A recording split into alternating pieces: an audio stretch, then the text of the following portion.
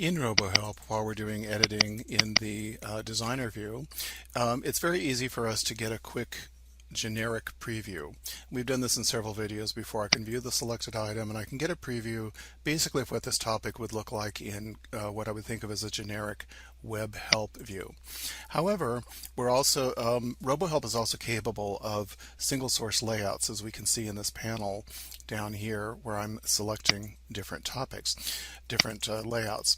And the single source layouts are actually tied to layout designs that come out of the box and can be customized.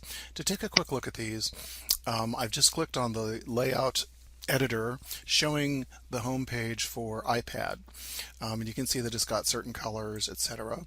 And then let's also take a look at the layout for the home page for iPhone, which differs quite a bit. If I were to resize this window a little bit, it would give you a little bit more sense of what it's going to look like. And so what we'll do is go back to our topic. And what we'd like to do is to preview this with different HTML5 layout results before we physically publish the entire project. I've got a primary layout designated, which is for the desktop layout. And one of the things I can do is decide I'd like to view this with a particular browser, in this case Google Chrome. As I go ahead and view this with Google Chrome, you'll see that the desktop version looks a little bit like traditional tri-pane help, but this is actually HTML5. And this is fairly functional. It's not a complete finished project. This is a preview. So in addition to folding and unfolding contents, I can look at what my index looks like, I can look at what my glossary looks like, and I can go ahead and select particular topics as I'm doing here.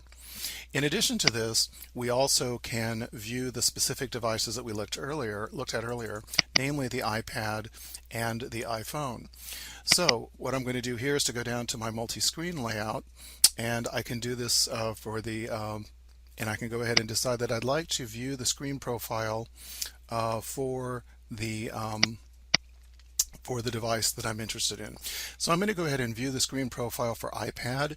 As I do this, you'll see that we'll actually render a fairly realistic version of the iPad. I can actually physically see something that resembles an iPad. And as I click on this, this actually gives me a good scrolling sense of how the table of contents will behave.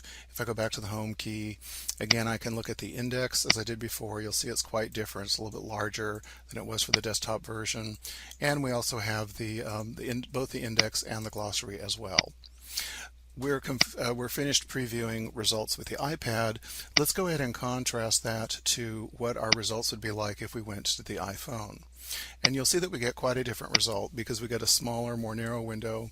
Here you can see that this resembles the layout we were looking at earlier. Now we can see what our highlight colors look like as we transit over them. And we also can go back to the home button at any point in time to view either the index, as I'm doing here, or perhaps the glossary once again, and we can see how that will display differently with that device. So this concludes our very brief demonstration of how you can actually be very specific in your preview with your multi-screen single source layout preview versus the generic preview that we did earlier, which will just let you see what HTML web help looks like.